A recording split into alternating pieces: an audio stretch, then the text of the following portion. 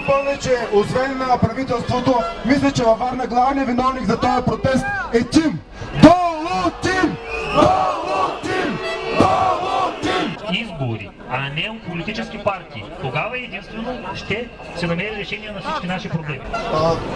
Този протест, който е за цените на тока, смятам, че много от хората, които сме тук, знаем, че може би много по-голям проблем във Варна е циклето там.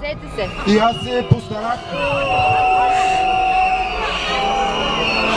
и съм направил нова фирма за общината, която е ковчиката на Кирчо, и просто молявам да отделим 2 минути и да отидем да му оставим там, да си я има.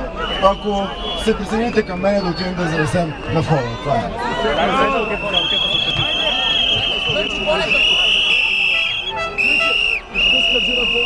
Братя и сестри, християни и християнки, аз съм иеромонаха Аверки, който по случайност, по служба и по мои работи попаднах тук и да развали договорите с тези ЕРП-та. Така както вече албанците изгониха ЧЕЗ, така и нашето правителство, ако не иска да бъде изгонено на изборите. Само да допълня, че освен на правителството, мисля, че във Варна главният виновник за този протест е Тим.